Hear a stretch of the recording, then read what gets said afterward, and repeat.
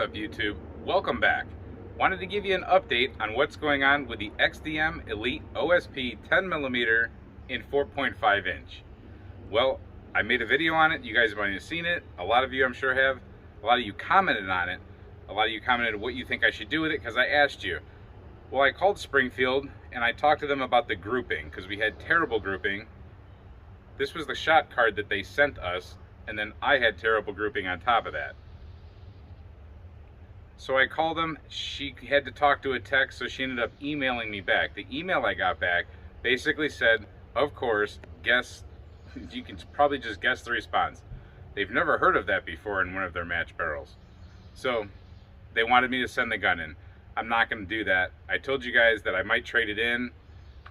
So I bought the Glock. It's an ugly Glock or it's a pretty Glock, depending on what you think. But at least I got three colors. I have black, I have tan, and I have green. So I've got all the bases covered. It's a 9mm. It's a Glock 17, Gen 5.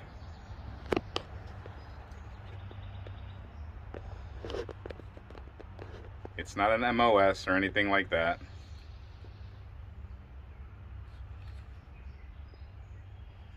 But it's a 9mm Glock, so now we have one for testing. And Springfield, this is what you get when you put out a crappy product and then you just ask for it back because you said you'd never seen it before. I love your 3.8 inch, but your 4.8 or 4.5 inch stinks. And I said I was going to trade it for a Glock. I did. And that's literally what I did, was trade it for a Glock. So we're going to use this on the channel. I'm going to shoot it a little bit today just to actually see how it groups. I'm not used to Glocks. I don't have many of them. I don't try to trash Glock on purpose.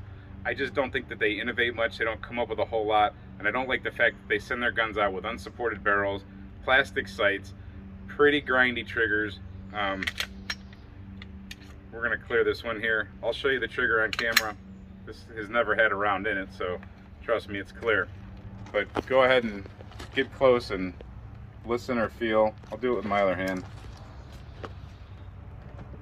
So you get the dingus out of the way, and then wall, yuck. Dingus, get the wall, and then it's like a toy gun. So I'm just not used to this. I like Smith & Wesson triggers. The Springfield trigger is pretty good. The PRP trigger for the Springfield is really good. The Powder River Precision, and then I'm used to 1911 triggers.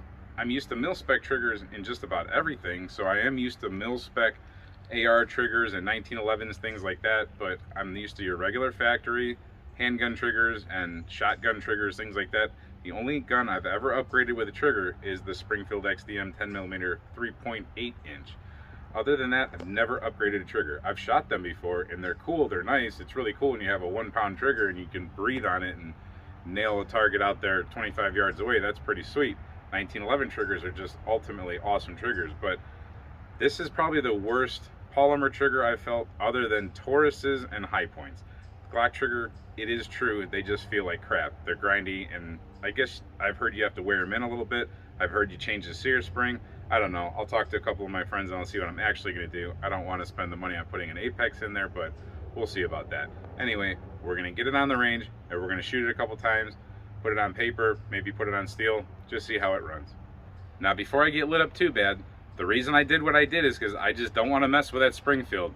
I don't want to wait to send it in. That's going to be 2 or 3 weeks by the time it gets back. There's things I want to do. I needed this Glock. I don't have a bunch of money to spend. Ammunition is really expensive, and I don't have the time to make a bunch of ammunition, and even the components are expensive. So I didn't see the reason to go through more testing with that gun when, in my opinion, it's a piece of junk. So just quick, get rid of my losses and get this gun circled in, and we'll use it. It's more beneficial to the channel. It's something that I've actually wanted. That thing, it just sat sore with me from the first day that I shot it. And for those of you that watch the channel and might be really surprised as to why I chose a Glock over any other handgun in 9mm, it's just because I have to have a Glock, at least one, kind of because I do talk crap about them sometimes, so I better at least have one in my hand. Plus, I kind of want to use one extensively. I've had a Glock 20 and I've shot other Glocks, but I've never actually owned one for a long period of time. I want to see if I can get used to it. I want to see if I can like it. I want to see if I can get good with it. and I want to give Glock an honest chance. And actually, even though I call it the other Glock, or the ugly Glock, that's a really cool color scheme and I couldn't pass it up. So there it is. I will get probably a Smith & Wesson 9mm in 5-inch so that we can do ballistic gel testing in 5-inch. This is like a 4.49 or something like that. So basically 4.5-inch, I believe. Correct me if I'm wrong. But I will get the 5-inch Smith & Wesson or something in 5-inch 9mm eventually.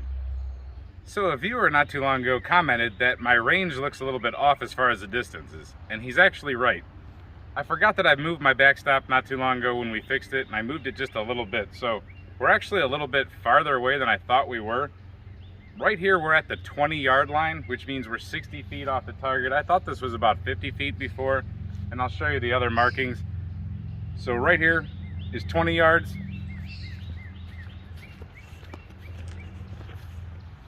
15 yards,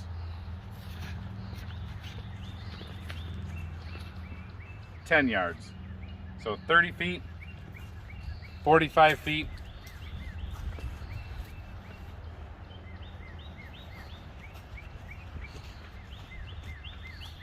and 60 feet. Now with the target being about 5 feet off of the backstop, so drop that back to about 55 feet, or I can just walk back that extra 5. So let's say now we're still off the target, about 60 feet or 20 yards. So just a reference point for anybody that actually cares. So we have some Blazer brass full metal jacket 115 grain. It's just a simple 9mm round that everybody knows. We're just gonna go ahead and put it on steel. That's the first shots ever with this Glock. And I know there's been a million Glock reviews, but this is my Glock review.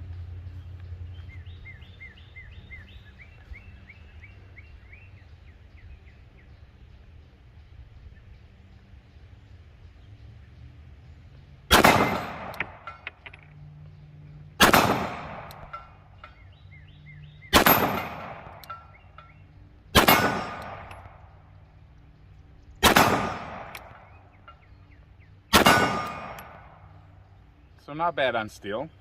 There's no recoil. I was expecting a lot more because we're playing with 10mm all the time. I'll do a headshot. And I missed.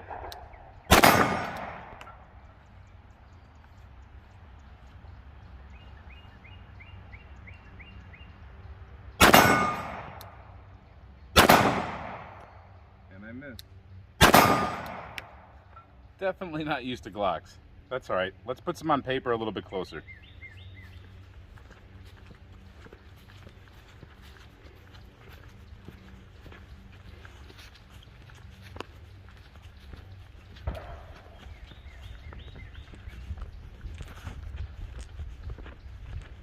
For anybody that wanted a better look at the steel, I'm not very proud of that, but I'll blame it on the Glock for now.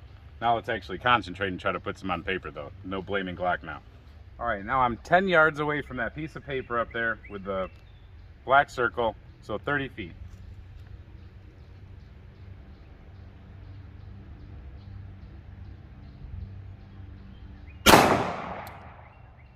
And dead center of that, almost. A little bit left of dead center, but definitely in the white bullseye.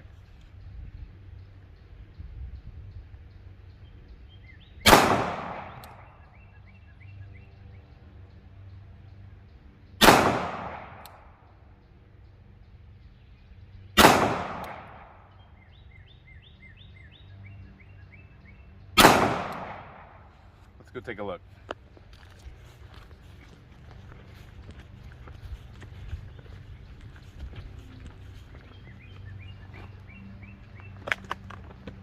One, two, three, 4, 5. So I'll take that. That's definitely accurate. I just need to improve my shooting with a Glock. Like I said, I'm not used to them, and they do have a different grip angle than most firearms. Let's see if I can double tap the head on steel here at 30 feet. Give me an up, camera guy. Up.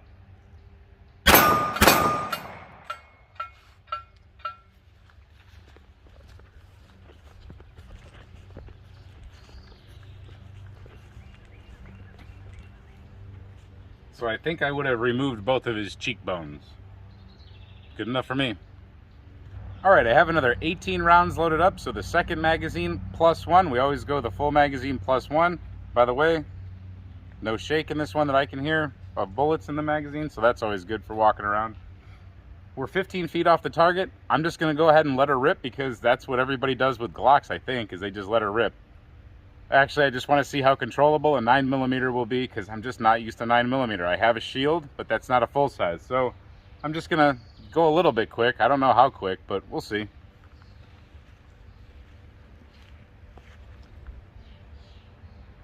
Give me that, camera guy. Up.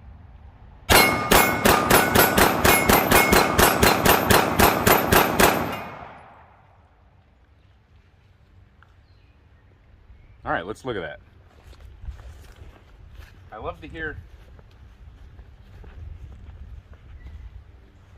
the raining of lead fall down after you shoot. It's pretty fun. But I think that's really acceptable. That's of course me jerking down on the trigger a little bit as I'm anticipating a little bit of what might be recoil from 9mm. Just pulling that monkey hand down like that. Other than that, they're going where they're supposed to go. I'd say that's really nice.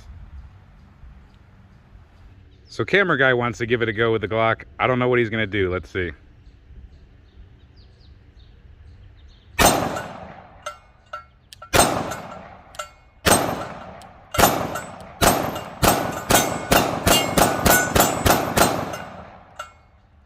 Nice group, camera guy. Let's take a look at that one.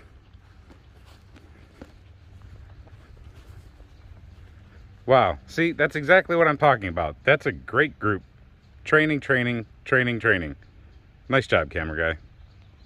So that was only 14 rounds because we were just finishing off that box of 50. So cool, that box is gone. And I think camera guy once again outshot me. So good job, camera guy.